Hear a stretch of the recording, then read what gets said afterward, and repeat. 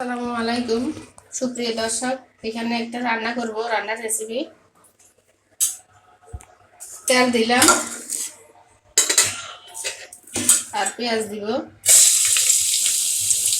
তেল কম করে দিছি, পেঁয়াজ হচ্ছে গরম করতেছে। গরম আগুনের মতো করে গরম।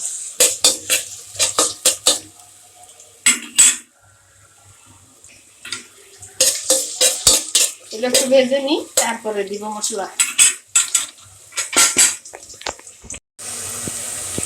পেঁয়াজটা ভেজে নিছি, এখন একটু পানি দিয়ে দিব। পানি দিয়ে এখানে হলুদ, মরিচ, জিরা, ধনিয়ার গুঁড়া, গরম মশলা, সব গরম মশলার গুঁড়া, লবণ স্বাদ মতো দিয়ে দিলাম।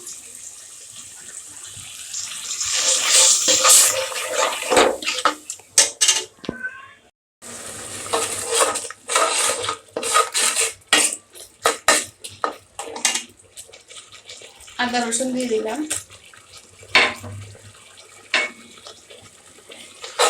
একটু কষিয়ে নিব।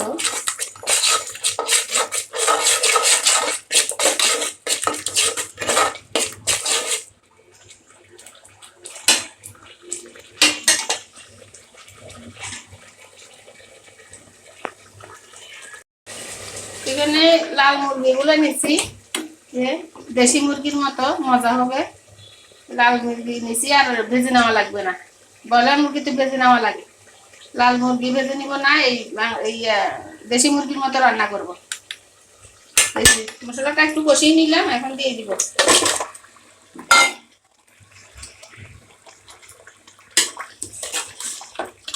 আলু দিয়ে রান্না করব। আলুটাও ভেজে নিছি, আর অল্প পেঁয়াজও ভেজে নিছি। পরে দিব, দেখতে থাকুন।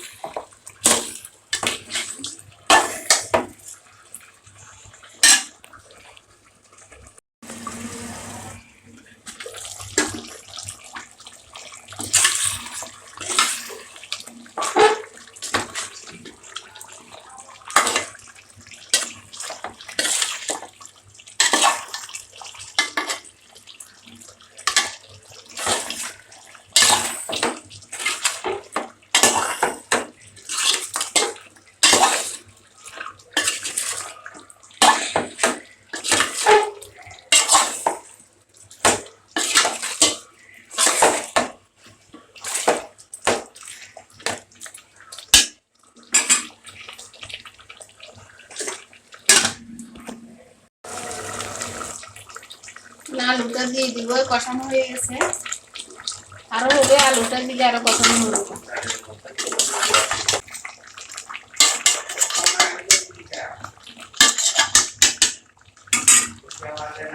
কষানো হয়ে গেছে,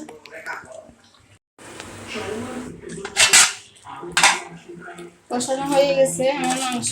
এখন পানি দিয়ে দিব।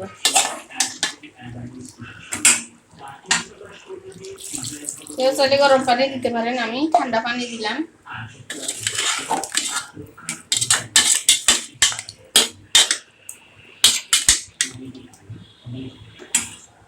আলু সিদ্ধ হয়ে গেছে, যে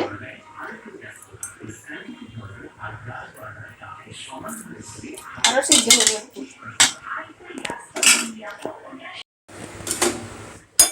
এখানে কিছু পেঁয়াজ ভেজে রাখছিলাম দেওয়ার জন্য, দিতে পারলাম না।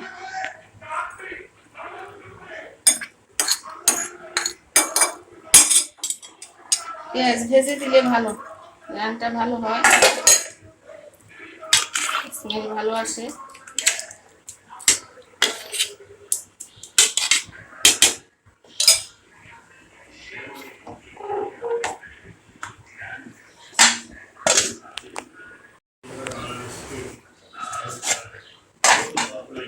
কিছু গলানো টমেটো ছিল ডিপে, এগুলো দিলাম একটু।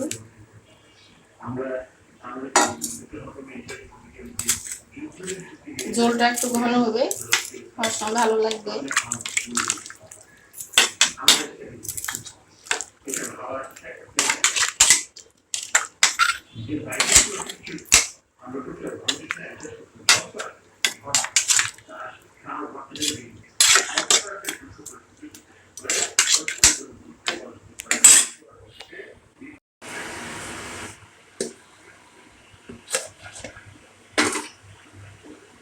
আম দিব একটা এখানে,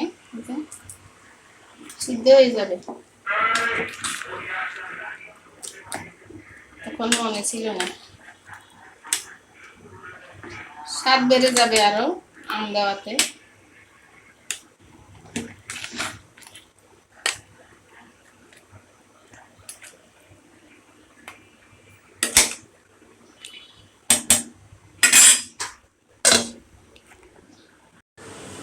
যে হয়ে গেল আমার মুরগির মাংস আলু দিয়ে পরিবেশন করে নিলাম। অনেক ভালো লেগেছে আশা করি। আমও দিছি, আলুও দিছি, আর টমেটো দিছি ডিপের থেকে নিয়ে। দেখছেন তো, ডিপে ছিল টমেটো।